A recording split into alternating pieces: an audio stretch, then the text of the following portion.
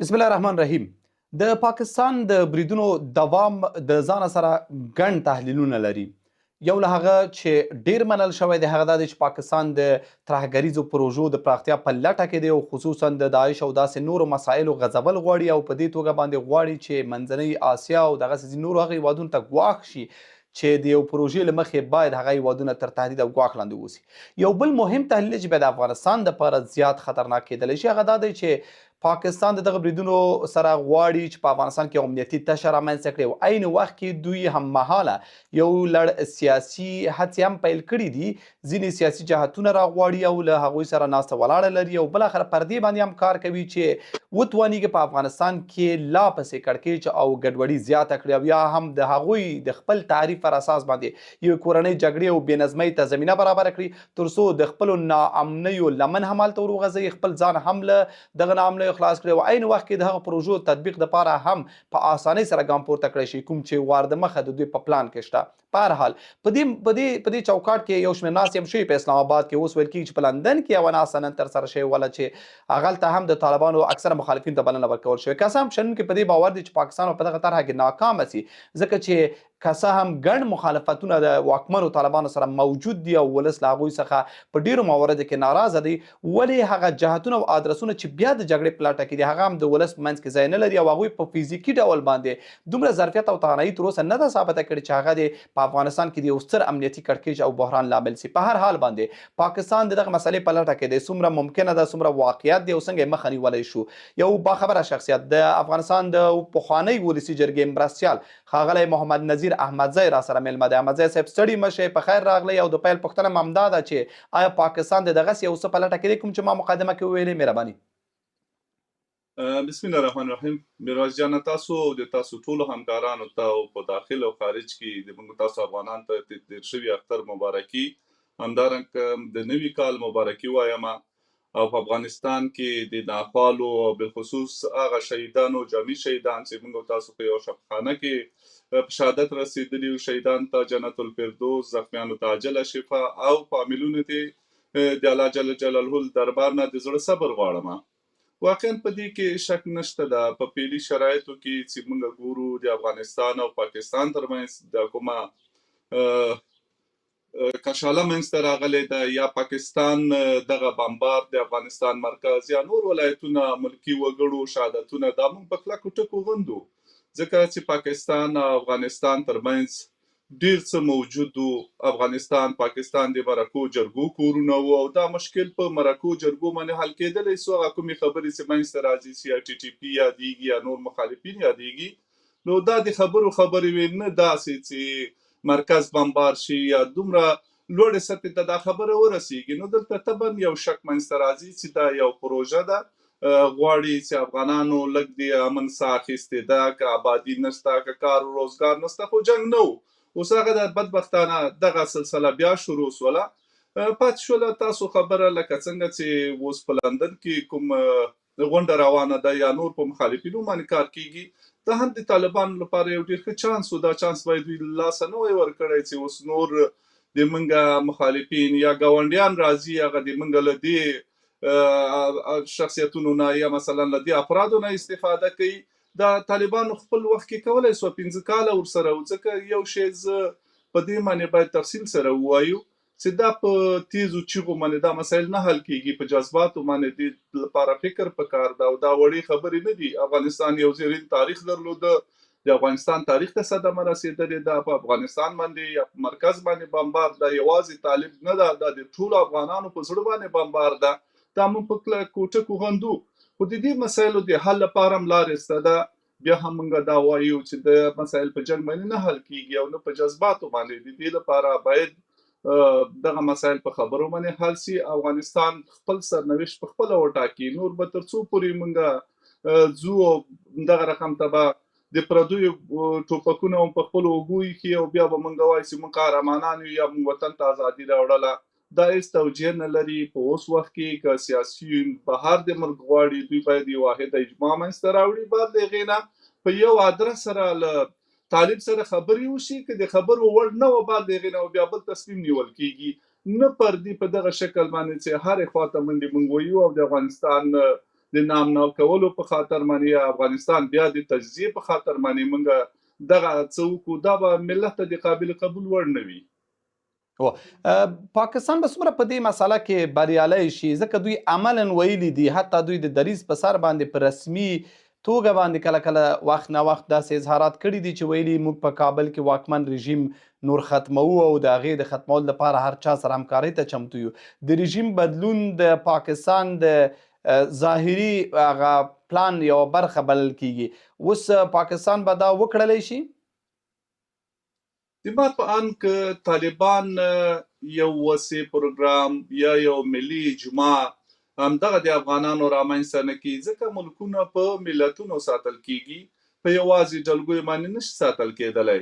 چې ملت راټول نه کړي، د ملت رضایت حاصل نه کړي، د لوی جرګې له لارې وي، بل لارې نه وي، ټول اقوام متحد نه کړي، نو خطر شته ده. طبعا موږ او تاسو پوهیږو چې افغانستان داسې یو جغرافیه ده چې هغه ولسونه ونه ساتي، حکومتونو هیڅکله نه ده ساتلې، او د حکومتونو ساتنه په یوازې توګه باندې دا به یو غټه اشتباه وي. پاتې شو د پاکستان موضوع. پاکستان بیا هم موږ دا وایو چې دغه رقم ته خبرې ډیرو خلکو کړې وي، دا یو کبرجنې خبرې دي چې موږ به دا کوو. امکانات خو د دې ډیر زیات دي که چیرې بیا هم زه وایم چې ملت راټول نشي، یوازې په طالب باندې د افغانستان ساتنه ناممکنه ده،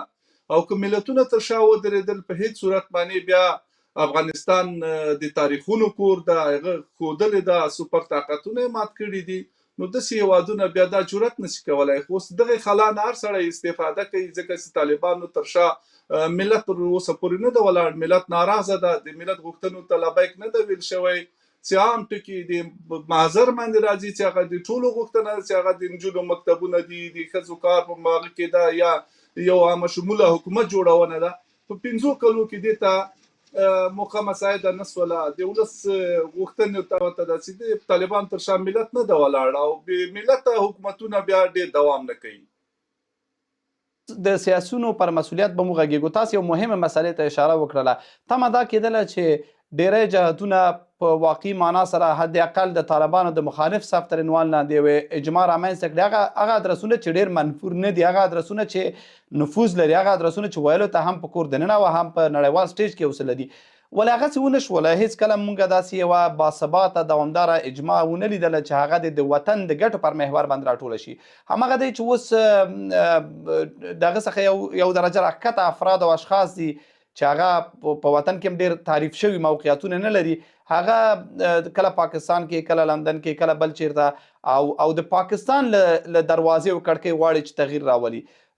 فکر نه کوئ چې دا بیا تر دې هم بد انتخاب دی چې سړی د افغانستان په باب دغسې یو فکر ولري؟ تر دې هم دا بد انتخاب دی چې دوی دغسې لمنې ته ور وغورځېږي؟ ګورئ، زه هر فرد د افغانستان ته احترام لرم، دا نه وایم ټول موږ افغانان یو، هر څوک د خبرې حق لري، هر څوک د خپل نظر اظهار حق لري. هغه کومې غونډې چې په اسلام آباد کې شوي دي یا اوس په لندن کې روانې دي، د دې نه باید ملت هېڅ ویره ونه کړي. په هغې کې هېڅ داسې څېره نشته چې د هغې تر شا د کوم قوم نمایندګي، د کوم حتی د یوې ولسوالۍ نمایندګي دی اوسي کولی، د یو کلي نمایندګي، حتی د کلي نمایندګي نشي کولی. او د ځان نمایندګي کولی شي، هغه د دوی خپل ځاني حق ده چې هر چیرته دوی ځي او هر چا سره خبرې کوي، هغه به د دوی ځان په معنا وي. دلته داسې څوک موږ نه وینو چې هغه بیا هم تکرارا زه وایم چې هغه د قوم نمایندګي وکړي، هغه د کوم سمت نمایندګي وکړي، هغه د کومې ژبې نمایندګي وکړي. دا د دوی خاصه نمایندګي د هغه دومره تشویش وړ نه ده. او بل دغه موضوع چې شروع شوی هم د یو NGO په سطح باندې شروع شوې ده، او د NGO په سطح باندې به پای ته رسیږي. دلته ملل متحد څه ونسو کولی، نو یو NGO به څه موږ هغې ته دغه پایلې ته به موږ منتظر یو چې دغې پایلې به څه راوځي. بیا هم تکرارا هغه څوک چې تللي دي هغه په هېڅ صورت د افغانانو نه نمایندګان دي، نه نمایندګي کولی شي، ځکه چې د موږ د نمایندګۍ یا د موږ د وحدت ادرس معلوم ده چې څنګه موږ اوسو کولی چې افغانان اول په خپل منځ کې کینو. دغه مشکل د افغانانو موږ خپل حل کوو، لکه څنګه چې تاسو مخکې خبرو ته اشاره وکړله، موږ بار بار کوشش کړی ده، اوس هم په دې لټه کې یو چې موږ یو سیاسي اجماع د ټولو سیاسینو خارج میشتو منځته راوړو. بعد د هغې نه له یو واحد ادرس نه موږ کولی شو دغه مشکل حل کړو. که چېرته متفرقه روان یو، همدغه رقم ته ډلې او ډلګۍ، او هغه بیا په ژبو، په مذهبونو، په سمتونو وویشل سي هغه هیڅ فایده نه کوي، دغه فایده بیا دښمن ته رسیږي. نو ښه خبره ده چې اوس په دې شرایطو کې افغانستان د یو داسې حالات سره مخامخ ده چې افغانستان د ټولو مشترک کور ده، د مور حیثیت لري. نو په دغه اساس وخت کې هم طالبانو لپاره یو ډیر ښه چانس ده که واقعا دوی وغواړي او د افغانستان لکه څنګه چې دا فعلا اشعار ورکوي چې موږ د وطن دفاع په خاطر او د مذهب د دفاع په خاطر باندې راغلي او د موږ بل هدف نشته. نو دغه یو اساس وخت ده، دوی باید خپل ورونه خویندې په ځان باندې راټول کړي او د یو واحد اجماع منځته راوړي، یو واحد ملت شي. بیا زه یقین در کوم چې دې چا په افغانانو باندې وس نه رسیږي. او که زه احمد پر همدې پوښتنې لرم، ولې دغه نه مخکې د پاکستان د دغه بریدونو دا بار مونږ په هره خپرونه کې پوښتو د پاکستان دغه بریدونو انجام به څه وي، یعنې تر کله به دوی دوام ورکوي؟ آیا واقعا دوی به د رژیم تر بدلون او یا هم په افغانستان کې خدای مه کړه د یو بل کړکېچ چې احتمال یې کم لیدل کېږي، ولې د یو بحران او کړکېچ او کورنۍ جګړې او د دې مسایلو رامنځته کولو چې بیا دوی په اسانه وکولی شي خپلې پروژې تطبیق کړي، تر هغه وخته به دوی دوام ورکوي یا پاکستان به له خپل دغه ارادې څخه ناامیده شي؟ زه نه پوهېږم چې پاکستان ولې داسې غلطي وکړله، ځکه چې افغانستان داسې نه ده، د دوی خو موږ ګاونډي ملک ده، تقریبا 600 کیلومتره موږ او دوی مشترکه پوله سره لرو، یا نور مسایل هم ژبه شریکه، وینه شریکه، نیم افغانان یې خوا نیم دې خوا ته. نو دوی ته د افغانستان ټول تاریخ معلوم و، د روسانو راتګ او د هغوی بیرته ایستنه هم دوی ولیدله، نور چا چې په افغانستان باندې تجاوز کړی ده. دا یو واضح خبره ده، موږ تاسو ټول په دې رسنیو کې بحث پرې کوو چې افغانستان ته راتګ ډېره اسانه خبره ده، خو بیا تر ویستنه ډېره مشکله ده. پاکستان یو داسې یو غټه اشتباه وکړه چې په هېڅ صورت د سره نه و پکار چې دی د افغانانو د ټولو دشمني واخلي، په افغانستان په بمبار یا په افغانستان باندې دغه نوې حمله کوونه، دا یوازې په طالب نه ده، په دې باندې ټول افغانان دردېدلي دي، په دې کې بېوزله خلک شهیدان سول، د شهید یو څاڅکی وینه موږ ډېر هغه سره بیا نه برابرو. نو دغه مشکلات پاکستان د خپل ځان ته کړل، دا اسانه خبره نه ده، رابسي یو ځای به بمبار کی، اوس به یو قدرت سره ای، خو دا قدرتونه تر تل نه پاتې کیږي او دغه یو ډېرې غټې کینې او بل مشکلات دوی ځان ته ایثار کړل، ځکه د خلکو په زړونو کې ډېر زیات نفرت، که هغه ځوانه طبقه ده که مشره طبقه ده، نو داسې بې وخته یو دا رقم ته بې خیره قدم ایښودنه د پاکستان په خیر نه و. پاکستان د ځان لپاره ډېر مشکلات وکتل په دې هغه کې. لکه څنګه چې تاسو ویل احمدزی صاحب،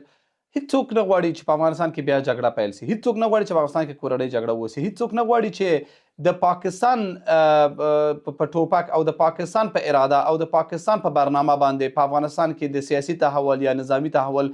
پلویتوب وکړي. هیڅوک نه غواړي چې د افغانستان قضیه که څومره هم له کور دننه مشکلاتو لرو د هغه د پاکستان له خوا نه ورته حل شي، ځکه چې پاکستان له خوا نه هر حل چې راغلی دی هغه خپله یو بحران و. خو کله چې پر دې ټولو مسایلو پوهېږو، راځو یو ځل د سیاسونو پر مسؤلیت غږېږو، مخکې تر دې چې طالبانو پر مسؤلیت وغږېږو. سیاسونو خپل مسؤلیت ادا نه کړ، شاید دې کې تاسې موافق اوسئ. 15 کاله تېر شوله، ولې هېڅ داسې جامع محور رامنځته نه شو. موږ کله کله ځینې حرکتونه ولید یو هفته یې پوره نه کړله چې اعلان وکړ چې موږ طالبان سره خبرې اترې کوو، یو هفته وروسته د هر غړي یې غږ راووته او دا انشعاب خواته ولاړ او ټوټې ټوټې شو. یو څه چې د دغه سیاسي تشې د رامنځته کېدو له وجې پاکستان او یا نورو مغرضو ادرسونو ته فرصت ورکړ، هغه هم دغه د سیاسونو تر یو حده ناغېړي وله. ولې ونه توانېدله چې سیاسون خپل مسؤلیت ادا کړي؟ اوس اساسه مرحله ده او دا داسې یو مرحله ده چې واقعا د سیمه ییز تحولاتو له اړخه که ورته ګوره افغانستان یو امتحان سره مخ دی. نو سیاسون څه باید وکړي؟ واقعیت په دې کې شک نشته ده، که موږ له افغانستان نه راوتلي یو، بهر هم یو، دا د موږ مسؤلیت جوړېږي، ځکه هماغه ولسو دغه اعتماد مثلا چې ځانه درته شروع کوم، زه یو عادي فرد وم، همدغه ولس په ما باندې اعتماد وکړه، ماته یې رایې راکړې وکالت په خاطر باندې، بیا وکیل صاحبانو رایې راکړلې، هیات اداري جوړ شوم، دغه شهرت مې حاصل کړ، دا د مملکت او د دغه ملت له برکته و. او ملت موږ قرضدار یو، باید دغه قرضداري خو پوره نسو ادا کولی، خو کوشش وکړو داسې نه وي چې هغه چاته بیخي انکار وکړو چې بیخي د تا هېڅ نشته راسره. اوس د سیاسینو معنا دا ده چې موږ هېڅ افغانان موږ خو بیخي پوره یو، له هغه نه راغلي یو، موږ ډېر قرضدار یو، موږ باید تر اوسه پورې یو ملي اجماع منځته راوستی وای، له دغه سمتي زباني خبرو نه تېر سوي وای، ځکه موږ داسې یو ورځ ولیدله چې په لقاو اردو مو درلودله، بس تیار حکومت مو درلودو، خو همدغه بې اتفاقۍ او کبر او بې ځایه غرور او په خپل منځ کې دغه مخالفتونو دې حد ته ورسولو چې نن ټول مسافر یو. اوس هم باید له دې نه موږ عبرت واخلو، ټول سره راټول سو په یو چوکاټ کې. که چیرې ما میرویس جان یا تقریبا یو کال د مخه په دغه باندې یو برنامه موږ شروع کړې او ما څو ملکونو ته هم سفرونه وکړو، دوستانو سره هم لیدنه وکړې.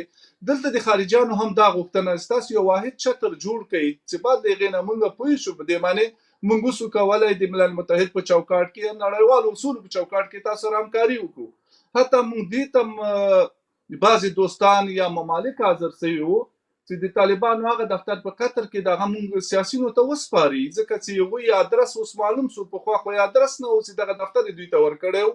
اوس یې ادرس هغه د دوی په خپله ادعا کوي چې ټول افغانستان کې یو انچ خاوره بل چا سره نشته، ټوله موږ سره ده. نو دوی بیا د دفتر حق نه درلوده. حتی د دغه دفتر سپارلو هغه یې موږ ته راکړه چې بعضې دوستانو سره ووایو، یو اندازې پورې موږ لاړو. د دې لپاره مو واحده لاره دا ښه وګڼله چې موږ یو ملي لویه جرګه راوغواړو د خارج میشتې افغانانو، تر څو پورې یو هغې لپاره بیا مشر صلاحیت بیا د هغوی ده. په دې باندې موږ کار وکړو. یعنې ډېر وها وکړه، وروسته بیا بېرته هغه وباسي یا دغه رقم ته ولې تشخیص مو کړله؟ اوس ښه شو چې تاسو ویلې قدرمن معاون صاحب چې اوس موږ هم ښه پوښتنه کولی شو دلته چې تاسې عملا په دې برخه کار وکړی، اوس معلومات موږ هم درلودله، کار مو کړ، فرصت برابر و، ممکن نن یا سبا یا د فشار له وجې یا ښه یا بد بالاخره طالبان هم مجبوره سوي تاسو سره خبرو ته، تر دې چې دغسې کوچني ادرسونه چې ستاسو په اصطلاح باندې په ملت کې ځای نه لري، د جنګ پلوي دي، بیا هر ادرس نه غواړي چې مقصد خپله دښمني وپالي. غره خو بهتره وه چې د سیاسونو داسې یو اجماع رامنځته شوې وای چې هغې یوه نتیجه درلودی.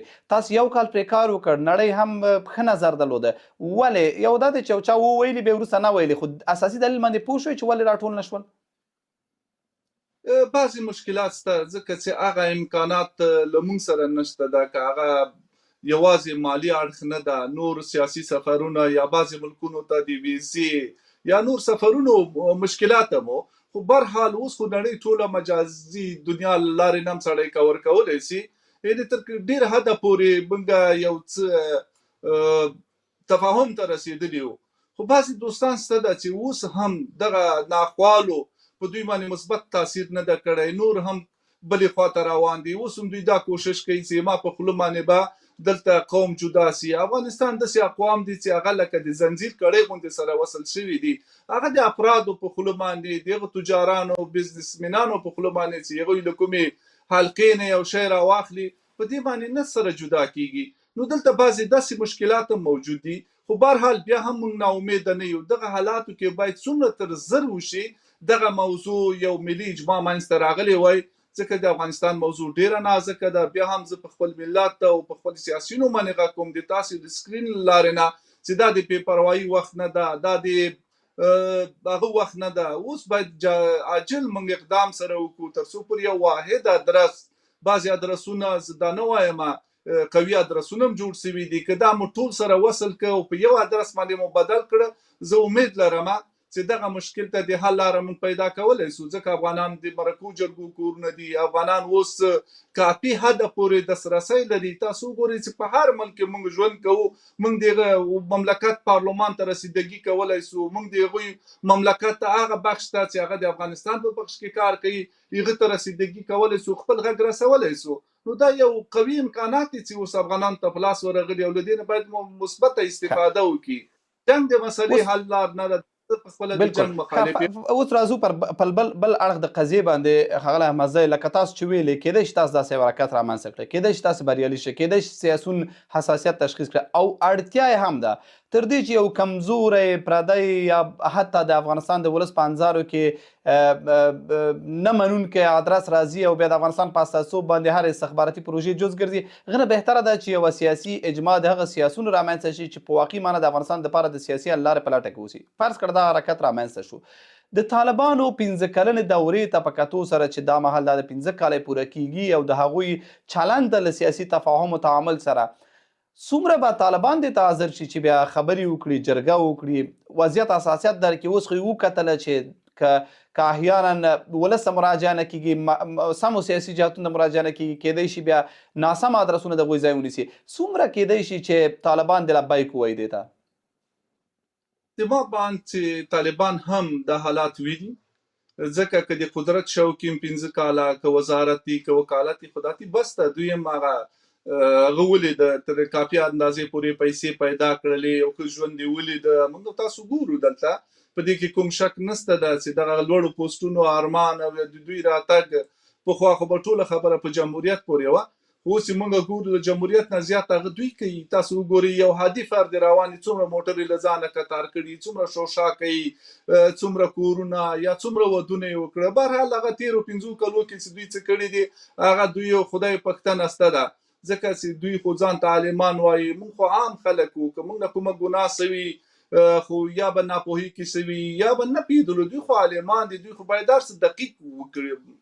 اوس وخت ډېر رسېدلی چې طالبان هم، زه په دې متیقن یم که دغه ملي اجماع منځته راغله طالبان به دې ته لبیک ووایي. او که وی نه ویلې د ملت زور وای د خدای زور ده، بیا مونږ کولی سو چې جامع جهاني همدغه رقم ته دوستان په هغوی بیا مونږ دا ټاپې د ایسای نه لګوو. چا چې هر چا سره تعلقات وو همدغه مشترکاً یو لابي وکړو، دغه ملکونو د نړیوالو فشار به راسره وي، په خپله طالب غاړه ږدي. بیا طالب دې ته نسي ټینګېدلی چې د ملت ټول ملت په مقابل کې ودرېږي. نو دا به یو سمې لارې ته تشویق کېږي، یا د ملي جرګې له لارې یا د انتخاباتو لارې یا د نورو لارې شته ده. په افغانستان کې به یو داسې حکومت منځته راځي چې ټولو ته د قابل قبول وړ وي، چې په هغې کې خویندې، ورونه، ځوانان، مشران، کشران ټول دغه رقم ته یو ځای واوسېږي، او تر څو په د ښه راتلونکي لپاره دوی په خپلې فیصلې وکړي په قوانینو باندې. موږ او تاسو یو ډېر ښه قانون اساسي د افغانستان درلوده، که په هغې کې کوم تغییراتو ته ضرورت و لکه مخکې چې ویل سوي اوس پکې تغییر راسي، نو اوس خو نه موږ داسې کوم دا چې اسلامي قوانینو ته موږ احترام لرو په هیڅ صورت باندې. زه دا نه وایم، زه خپل عالم نه یم چې زه په اسلامي قوانینو باندې کومه نیوکه وکړم، خو بهرحال نړیوالو سره موږ باید د هغه قوانین چې نړیوالو ته هم د قابل قبول وړ وي. ځکه موږ افغانستان یو هیواد ده، هغه هیواد چې د اسیا زړه یادېږي، باید له نورو ممالکو سره نړیوالو سره وصل کړو. بغیر له نړۍ نه په تنهایي موږ ژوند نسو کولی. نو هغه مسایل دي، په دې کې بیا سړی د خبرو لارې ټول هر څه حل کولی سي. خو مهمه دا ده چې اولین د سیاسیونو ملي اجماع ته ضرورت ده. طالبان په خپله باندې دغه میز له لارې نه تاسو ته یقین در کوم چې طالبان به دې خبرې ته غاړه ږدي، ځکه هغوی سره بله لاره نشته ده. زه یو مثال ورکوم چې معمولا یو څه ناامیدي پیدا کړې ده، هغه دا دی چې خصوصا چې پاکستان بریدونه وکړه، خلکو ویلې چې نورې وخت رسېدلی چې حداقل د ولس دغه ولس چې په دغسې بده ورځ د خپل وطن دپاره پرته له دې چې دا په پام کې ونیسي چې څومره راضي دی، راضي نه دی، څومره مخالف دی، څومره موافق دی، راغلل او د دغه حالت په رامنځته کېدو سره د وطن په دفاع کې ودرېدل، یا قلمي یا عملي یا په هر ډول باندې ملت ټول ودرېده. او دا درک شوله چې واقعا دا ملت دی چې د افغانستان د بقا تضمینولی سي. ولې تمه کېده چې طالبان ځینې غوښتنې ته لبیک وایي؟ مثلا یو مثال د نجونو ښوونځي پرانیسته وه چې ونه شوه متاسفانه. یا دغسې پخواني ولسمشر ډاکټر صاحب غني څه موده مخکې ویلي چې کړکېچ دی، بحران روان دی، او زه حاضر یم چې دغه بحران څخه د وتلو لپاره خپل فعالیت یا خپل ابتکار د عمل یا خپله خبره یا خپله مشوره شریکه کړم. ولې په مقابل کې هیڅ مثبت ځواب ونه وریده؟ دا هغسې دي چې بې اساسو د توقع خلاف یو څه ناامیدي رامنځته کوي چې طالبان لا هم یو انعطاف نرمۍ ته نه دي راغلي. ګورئ، څو موضوعاتو باندې باید دا واضح وي. هغه افغانان چې هغوی سړکونو ته راووته، زه د زړه له کومې مننه تر کومه، هغوی د وطن مینه ده، وطن د ټولو مشترک ده. بیا هم وایو چې وطن اوس یوازې د طالب ملکیت نه ده، دا د افغانانو مشترکه کور ده. که د موږ د مشرقي ځوانانو، که د جنوبي خوست او د نور لوی کندهار، دا ټول سره راووته، هغه وطني اسلامي جذبه ته د موږ، ځکه لکه مخکې ما وویل چې وطن د مور حیثیت لري، نو د هغه دفاع په خاطر باندې راوتلي دي، نه د طالبانو د حمایت په خاطر باندې چې څوک اوس دا ووایي چې دا طالبانو که زه خبره کوم که ته خبره کوي، دا موږ د مملکت د افغانستان لپاره خبره کوو، نه د طالب په حمایت باندې. طالب بېله موضوع ده، افغانستان بېله موضوع ده. دا چې اوس دوی حاکمان دي او دوی هلته حاکمیت لري، دوی باید له دې نه مثبته استفاده کړې وي. همدغه ولسونه چې بغیر له تنخوا نه، بغیر له څه نه، په داسې وخت کې راغلل او ودرېدل چې هغه هلته جنګ د مرمۍ ته خپله سینه نیونه ده، نو دوی باید لبیک ورته ویلی وای، دا یې تشویق کړی وای، دا پروژه یې نوره غټه کړې وای، دوی باندې هغې کې راټینګ کړي وای، نورو نه یې دعوت کړی وای چې تاسو دغه خپل وطن ده، اوس خو دا رقم حالات راغله، راسئ خپل کور هم ده، ودرېږئ، په نره باندې دفاع وکړئ، څه غواړئ. په دې نوي کال کې اولین که د دوی حکومت نیت وای یا واقعا دوی سره داسې یو څه مشاورین درلودلی اولین د نجونو د مکتبونو د اعلان به یې کړی و د دې اختر په خاطر باندې دغه ولسونه دوی کولی سو په دې یوه خبره باندې دې پسې بل اپشن درلوده هم به ملت سره یو په داسې اساس وخت کې هېڅوک هم میرویس جان خوشحاله نه دي که څوک ووایي چې په خارج ته تللي دي دوی دا صحیح ده خارج کې به وړه طبقه خوشحاله وي چې نوی نسل دا د هغوی لپاره به سهولتونه مکتبونه به وي خو هغه څوک چې معمولي ضمیر ولري او په افغانستان کې د ملت یو اندازه پورې مسؤلیت په ځان کې وبني نو هغه به هیڅکله خوشحاله ونه اوسېږي هغه هر چېرته چې په وطن باندې دردېږي موږ دلته یو ټول فکر مو په وطن کې ده چې معمولي او ناخواله راځي موږ داسې ګڼو چې یعنې په دې کې موږ هم شریک یو ولې داسې وسول یعنې دا انسان ته یو درد ورکوي نو زه بیا هم په دې سیاسیونو باندې غږ کوم چې راځئ دغه درد که نور نسو کولی هغه حالات ته خو به مو د خپل ضمیر ته خو به هم لږ څه هغه وي چې موږ خو دا وکړو سو که هغه نسو کولی اوس دغه یو اجماع خو منځته راوړه یو طاقت خو منځته راوړ د ولس یو وحدت خو منځته راوړ د دې هغه خو لرو امکانات هم لرو هغه هم لرو نو وخت دې ده په جانب مقابل کې طالبانو ته هم دا وایو چې هېڅکله په تنهایي چا حکومت نه ده کړی په هېڅ صورت باندې نه کېږي مه کوئ نور داسې یو تاریخ داسې یو کاندې ته به ولوېږئ بیا به په عمر کې تاسو سپینوالی نه وي ځکه دا ډېر اساس وخت ده یو چا سره مقابله ده چې هغه هم ګاونډي ده لرې ممالکو پیغورونه کوي خو داخل دغه پیغورونه بیا نه ختمیږي نو دغه چې دا ټول ملت مشکل سره مواجه نسی بیا داسې یو چا سره ده تاسو وګورئ یې خواته اکثریت پښتون دي ما پروته خپل لاس یې خوله کې راکړی ده دا مونږ چې ډېر څه نسو ویلی یو وجه یې دغه ده موږ نه غواړو په داسې ځای کې چې هغه دواړو خواته د موږ خپل نقص واوسېږي نو په دې وخت کې یو وحدت ته ضرورت ده یو ملي فیصلې ته ضرورت ده بیا د پاکستان او افغانستان ترمنځ یو دا خبره کوم زه له ولس نه مننه کوم د دوی سیاسیونو تر اوسه پورې په افغانستان باندې حمله غندلې ده له موږ نه زیات دوی ویلي دي دا ناروا عمل ده پاکستان په دې کې غلط اقدام کړی ده دا ولس ته د قابل قبول وړ نه ده نو هغه د موږ ولسونه دي هغه مشران چې افغانان تر څنګ ولاړ دي هغه باید نور هم موږ هغوی نه مننه وکړو نه خدای نکرده په یو څپړاخه باندې ټول مخونه خرابوو دا د جذباتو د کنځلو وخت نه ده په دې کې باید احتیاط وسي دلته ډېر یو نازک حالات دي د خپل وطن دفاع موږ ته له هر څه نه مهمه ده د افغانانو وحدت موږ ته مهمه ده اول خپل وطن د بعد د هغې نه دوستانې او رفاقتونه هغه دي نو اوس په خپله په متوجه باید موږ خپل ځان ته ډېر متوجه واوسېږو په دې وخت کې هغه ناخوالې هغه تربګیرتونه یې خواته خطا کړو دا اوس د طالب موضوع نه ده د افغانستان موضوع ده څوک چې افغان وي باید دلته دې موضوع ته په کلکه ودرېږي ځاني مالي چې په هرې لارې نه کېږي اول د خیر لاره ځکه خیر له هر څه نه بهتره ده په جګړو باندې نه کوم مشکلات حل سوي دي افغانانو 50 کاله جنګونه لیدلي دي موږ نه غواړو چې قصدا نور هم یو جنګ ته لاړ سو که بیا څوک راباندې تپي او به موږ راځي خو هغه جنګونه که موږ روسان ته ماته ورکړي په وحدت هم ورکړي کار څه مو کړي دي هغه په وحدت سره سوي دي تنهایي نه یو قوم نه یو ژبې نه یو سم په دې کې هغه کړي ده چې موږ وایو چې دغه ځای نه دا ټول افغانستان پاته سو نه ټول افغانانو لاس ورکړی اوس هم که دغه مشکل پاکستان سره موږ حل کوو باید افغانان سره متحد سو یو واحد چتر جوړ کړو پر دغې نه موږ پاکستان ته هم جواب ورکولی سو بل ته هم ورکولی سو خپل وطن استقلالیت هم حفظ کولی شو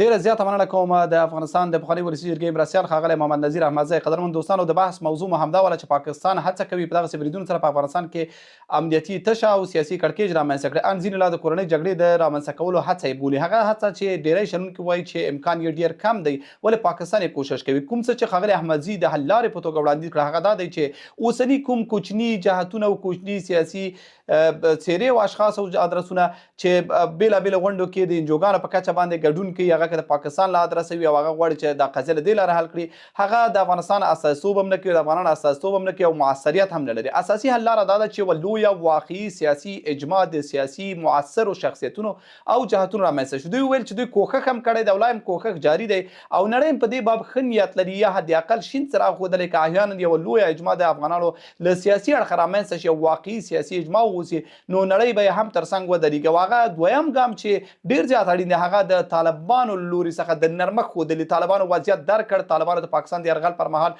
حالات ولیدل او طالبانو د وضعیت حساسیت باید درک کړی وي او په دې اساس باندې باید د ولس غوښتنو ته لبیک ووایي او د دغسې لویو سیاسي رامنځته کېدونکو اجماعو سره د یو لویې ملي جرګې او ملي تفاهم لپاره زمینه سازي وکړي دا هغه څه دي چې موږ کولی شو په دغسې مقطع کې د یو امنیتي تشې یا سیاسي بحران یا کورنۍ جګړې څخه وژغوري او د پاکستان یا بل هر هغه ادرس چې په افغانستان کې د شومو دسیسو په لټه کې دي د هغوی مخنیوی وکړي تر بیا مو پاک الله عمل